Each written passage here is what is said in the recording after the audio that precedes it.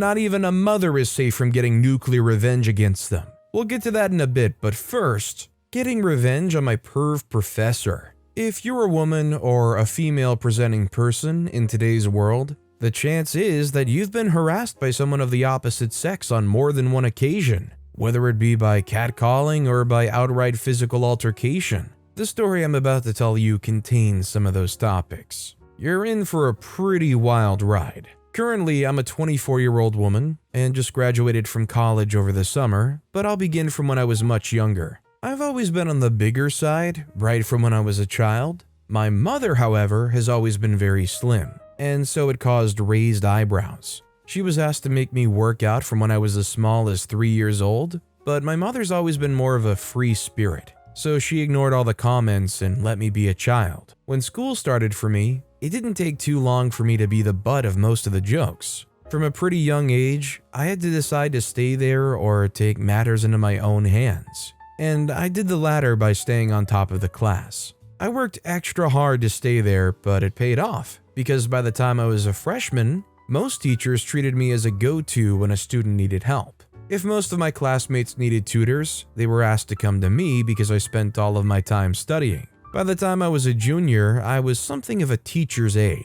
I got notes first, I probably knew all about the topic already, and sometimes I would be asked to take on the class for the teacher. Basically, I went from being bullied to being in charge of a lot of things. I didn't make any friends because students generally like to avoid the teacher's pet until they needed some help. I also realized a little late that if I wanted to get into a good Ivy League college, I had to do other activities that made me seem interesting. It was at this point that I joined a few clubs on a whim, even tucking myself into the tightly knit community of the prom and the homecoming committee as well. All in all, I had a good high school run, especially towards the end. Summer was good as well, and I worked for most of the day and spent my nights with my friends. I had to work my butt off because being a free spirit to my mother meant that she never really kept jobs for too long or saved much because tomorrow could handle itself. Because of this, I took a year-long gap off to be able to save enough for my tuition so that I wouldn't need to take a student loan. Those are absolute heck to pay off, and I would rather just not take that risk. When I finally did get to go to college, I was 20 years old and I realized that college was not as easy as high school, and I had to work my butt off while studying. It didn't come easy to me at all, and I was convinced that I would fail after the first month of schooling. It didn't help that I worked multiple jobs and stayed in a dorm with people who had severe attitude problems, and decided that I was their personal problem and decided to exterminate me. We were a dorm room of 4 people, and I never spoke to the other 3 people until the day I left the dorm. I continued to struggle with my numerous jobs and schoolwork for the entirety of my freshman year, even needing to stay back to retake a couple of classes and exams during the summer. Things seemed to start looking up in my second year as I got laid off from 2 jobs because they were closing up, and I was paid off by both of them. It wasn't that much money, but I didn't have to worry about whether or not I would eat for the next month, if I did my budgeting right, of course. On my way back from seeing a play one afternoon, I saw a job opening for a job as a student assistant to a professor. I had no intentions of applying, neither did I even know what the job entailed, but I took the little number slip attached to it home. After I googled the job requirements and salary expectation of student assistants at my college, I decided to casually apply for it. I was really surprised when I got a call for an interview, and when I went in, I realized that it was a professor whose classes I had taken in my freshman year and would have to take again in junior year. He was very nonchalant during the interview, asking me a few odd questions like my dress size and so on. After the interview, I was more than convinced that I bored him to death, and I started surfing for more jobs. A week later, he called to inform me that I got the job and that I would need to be present at his office before the day ended. We went over my job requirements, which were basically the same as that of an assistant, except he also slipped a few personal things.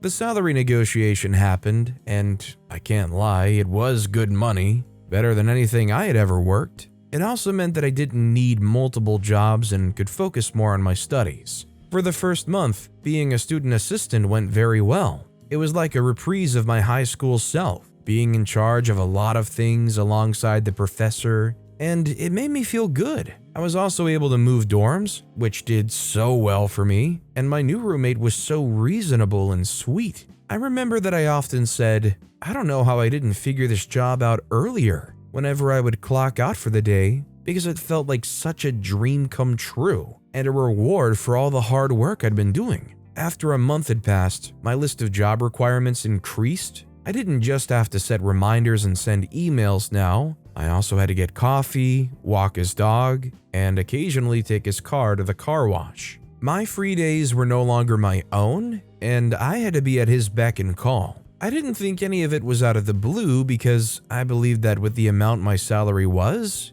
he had the right to run me into the ground. My other jobs made me work 3 times harder and paid much less, so it seemed reasonable, until it really didn't. Things started getting weird after he called me on a Sunday night, barely 30 minutes to midnight, and asked me to make my way to his house immediately. It was a weeknight and I was sick, but I begged my roommate to drive me over there since I didn't have a car and was too scared to take an Uber. Now, this professor was a big man. Think Albus Dumbledore meets Santa Claus, complete with the long white hair and beard combo and an intimidating frame. The kind of person you would think twice about saying no to because of how intimidating he looked. When I reached his apartment, his request was that I help him pack for an impromptu trip over the weekend. I really wish I was kidding. I was obviously scared for my life, but there wasn't much I could say at the moment. The night was awkward, but my roommate waited for me to take me back to our dorm room, and I told her all about the weird interaction. She proposed that I sent an email letting him know how I felt about it, and that if it happened again, I would be forced to quit. It sounded like a good idea, and I wrote them an email that night, sending it over the next morning. I got no response from him, but continued to make me work like normal, or what was supposed to be normal anyway, for the next week. After which, he began to make insane requests. He would ask me to pick up his packages in the middle of my class, to pick up things he forgot at home, and so on. I let it go because it still wasn't as weird as asking me to show up to his apartment a couple minutes till midnight. It was soon time for my exams, after which it was spring break, but I decided not to go home and just work. My professor decided to take advantage of this and asked me to supervise the renovation of his home while he vacationed at a hotel in the next city. I major in media and communication studies. I have no business with design or architecture or whatever the heck happens during renovations, but I put everything I could into the house renovations because I was being paid overtime for it, and he also suggested that I stay in his guest room for the duration of the renovation, which was a little over a week. I thought it was a good idea, and I took it. Now, let's fast forward to after the entire thing. School resumed and I was back to being a busy student and student assistant with not another care in the world.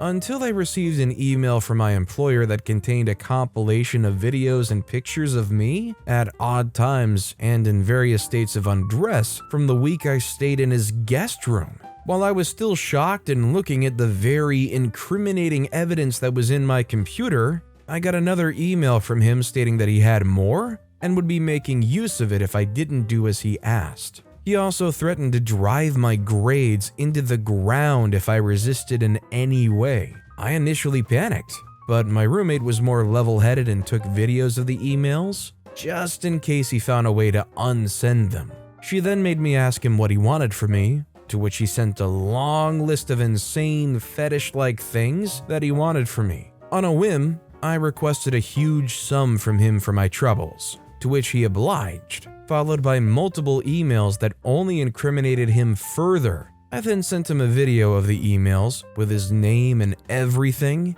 letting him know that I was going to send evidence of his harassment to the school board and the state board as well, on counts of sexual harassment. This must have frightened him because he started to call and text me, apologizing and asking to see me and make things better. I did the most logical thing and asked for money. Lots of it. It's been a while and I can't put my finger on the exact sum I asked for, but I know that it was a lot because he grunted and asked if I would just let him off the hook. I agreed with him, while my roommate and I did research on him, just to find that he only employed female students as his student assistants, and kept them quiet by stashing folders of inappropriate photos of them. My roommate and I extorted more money from him with every new case of a woman he had treated inappropriately, and there was quite a number of them. We kept him on edge, and I remained his student assistant until the last day of my last exam, where I quit and sent a very detailed email from an anonymous email to as many authorities as I could manage. He's still on trial for several counts of sexually charged crime, and I will make sure to be present in court for his sentencing. I think the main thing I feel negative about here is, were any of these cases that OP was talking about happening while they were doing this extortion of their professor? If so, did they really sit back and let this guy continue on just until it didn't benefit OP any longer? Our next story is teaching my mother a lesson. I'm a 22-year-old woman, and my mother is 67 years old. This story is about how I taught her a lesson for trying to ruin my life for her own selfish interests. My mother and I have never been friends since the day I was born to her. She was a boy mom of 3 already, and then they were already pretty grown. So to her, my pregnancy was a bother. She always said that if she wasn't a Christian and active in the church, I wouldn't have been here. It didn't even matter to her that I was the easiest pregnancy and didn't try to murder her. The fact that I wasn't a boy was more than enough for me to be a complete no for her. My mother is what they call a pick-me girl. She was one before the term was even coined, and I'll explain how. Now, I'm close with neither of my parents, but my father is a little more tolerable than my mother, and we sometimes have nice moments. He told me the story of how they met. She was one of those girls that always did things for male validation. They went to high school together, and she was the stereotypical head cheerleader character you see in movies. Mean and hot-tempered, while he was on the swim team. She used to do weird things like do splits in the middle of the cafeteria and flash the football team for good luck. He said that they never really started to talk until he found out that she also did ballet on the side. My dad's mother was a famous ballerina, and so he had a special love for them. Finding out that my mom also did ballet was what brought them closer to each other. They got married just before college and went through college together. My mom finding out that she was pregnant just before they were set to graduate. Right out of school, my mom had my oldest brother and became a stay-at-home mom, while my dad started work immediately. My second brother followed barely a year later, and then 5 years later, the third boy. My mother was about 28 years old when she had my last brother, and she was supposedly done with childbirth. My brothers tell me that life was pretty standard before I came, and my parents gave them both the right amount, in their words, of trauma as children, and raised them in a godly Christian way. At 45 years old, my mother got pregnant again. At first, she had no idea, guessing that it was probably early menopause that made her nauseous and tired all the time. But then she started to show, and everyone basically knew before she did. My dad says she was bitter and angry the entire time, even madder when she realized that I was going to be a girl and not another boy. Ironically, my dad was happy about it, just as much as my brothers were to have a younger sibling that would make our moms doting on them reduce. I was told that my mother audibly groaned when I was born, crying later that she didn't want to have a girl after being a boy mom for so long. In a twisted way, her logic was understood by the hospital, and she was then offered free therapy for postpartum depression from the hospital. I'm the only kid that wasn't breastfed by my mom because she would rather express the milk and have literally anyone else do it. She didn't care much for me and made sure I knew it from a young age. My dad worked, so he didn't have much time. So I was basically raised by my youngest older brother, who was 17 at the time of my birth. He noticed how much my mother didn't like me from the get-go and felt responsible for me, so much that he rejected a scholarship to go to an Ivy League school just to attend a community college not too far from our home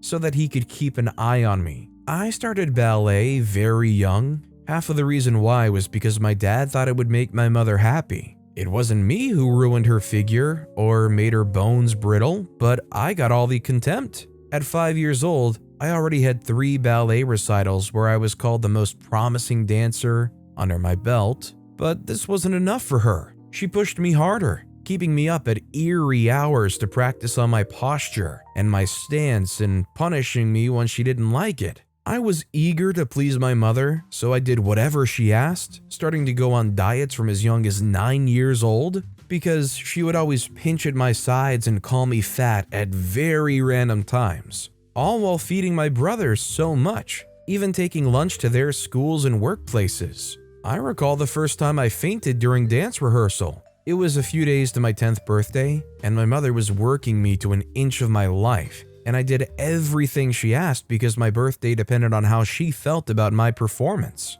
For almost 3 days, I had only eaten 1 apple and some water. Not too much water, because too much water made me bloated and too lazy to dance. The day started out with me being very lethargic and sluggish. So much that my father, who hardly noticed any obvious thing, noticed my energy was low and that I was pale. I managed to convince them that that was fine and went to school, heading straight to rehearsals after. My mother was there to watch my performance, and I did really well. But right after, everything went black and I passed out. I woke up in the hospital to find my mother scowling at me, and I didn't even have the time to process before she began yelling about how the doctor said that I was underweight and dehydrated, making her seem like a bad mother to me. She said so many other nasty things to me, but I found myself thinking that maybe this woman wasn't my real mom. It didn't feel real that she was yelling at me for being malnourished when she basically refused to feed me. I made up my mind to stop trying to please my mother anymore because I tried so much and she still didn't like me. Imagine if a sick 10-year-old kid comes to the conclusion that their parent hates them and all the emotions that come with it. All of my brothers had moved out for years at this point, and although they asked me to come and spend time with them on a regular basis, my mother always said no, lying on my behalf that I was too busy or that I did something wrong and was being punished. Soon, they stopped asking because the answer remained the same. I continued to dance, but more for myself than my mother, and it began to feel a little more comfortable for me. Sure, I did put on some weight, but I was no longer feeling lightheaded and tired all the time. I was healthy and doing well in school and with my friends. My relationship with my mother was getting worse by the day, because it was almost as if she hated that I was happy and thriving and finding joy in the things I did. She tried to ground me multiple times and lie about things I didn't do, but I had known her long enough to know how to avoid her tactics. On my 16th birthday, my mother gave me a ring and some money. Or rather, she left me to wake up to it without so much as a happy birthday. My 2 oldest brothers gifted me money as well, while my 3rd brother picked me up from school and took me to open my first bank account. And my father gave me a crash course on how to fix a tire and a busted engine, as well as my first driving lessons. After my birthday, my mother started to be a little nicer to me. You could tell that it was fake, but I was a little desperate for any kind of relationship with her, so I went along with it. We spoke about a lot of things, and she started to prod about my life and boyfriends and friends. I was very introverted with only a few friends and no boyfriend, but she didn't believe me, even starting to accuse me of hooking up and sleeping about with my classmates, not letting up until we went to the OBGYN and got me checked for being a virgin, as well as other very odd-seeming things like how fertile I was. Things started to seem odd at this point, so I kept my 3rd brother updated with everything that she did, hoping that deep down she wasn't trying to do something stupid. During the summer, I intended to get a job to start saving up for college, but my mother blatantly refused, claiming that she didn't need me stressing myself and getting darker or slimmer. I was confused and asked for an explanation, but she refused to give any context. My mother only let me go out for ballet practice, making sure to stuff me with food as much as she could, and checking my complexion to see if I went out in the sun at all. Her niceness was getting scary, and sometimes she would randomly hand me wads of cash, which was probably the scariest part because she absolutely used to hate giving me money or anything at all before. The day I knew that her kindness wasn't innocent was the day that I casually started discussing how one of my older brothers suggested that I attend college in their city so that they could help pay for it and keep an eye on me as well. My father thought that it was a good idea, but my mother scoffed, laughed, and asked me to stop dreaming, refusing to give any more context. I started to pay closer attention to her from then on, hearing how she had hushed conversations with one particular person. It turned out that my own mother was trying to marry me off to one of her wealthy, distant family members in exchange for a house and money. I was very upset about it at first, wondering why my own mother would do such a thing to me. But after talking to my third older brother, he decided that we would play along and then get her for trying to do that. There are some states in the US where the official age of marriage starts at 16, but the state that we live in, which I will not be mentioning, is not one of them. I continued to pretend to be oblivious about her plans, watching to see if she would maybe realize what she was doing and stop it. It was a Saturday morning that she woke me up super early and gave me a very pretty off-white satin dress,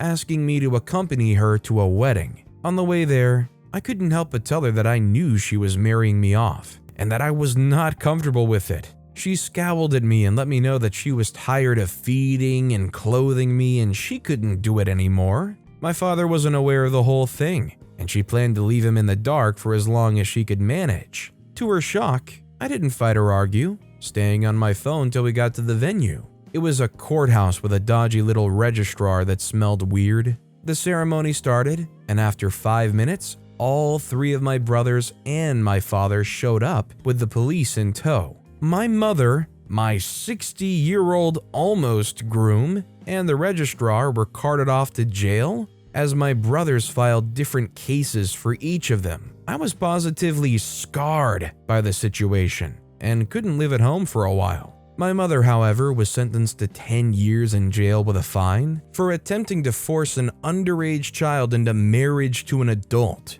There was the option of a fine and community service, but no one was going to help her foot that kind of bill after what she did to her own child. I stayed with my brother until the end of high school and then filed for a restraining order against my mother before moving out of state. She got out of jail for good behavior last year, but she still has a huge fine to pay, as well as many hours of community service. It doesn't hurt her that I don't talk to her anymore, as much as it hurts her that my brothers don't. And for that, I wake up every day feeling satisfied that she ruined her relationship with her beloved sons by her own hands. I mean, the only thing you can say about this story is that that mother was a monster. This is some wicked Lemony Snicket's crap. But with that being said, that's all the time we have for today. Now, if you want to hear another absolutely crazy story of revenge, check out that video on the left. Or if you missed my latest video, check out that video on the right. That said, I'll see you all next time with some more stories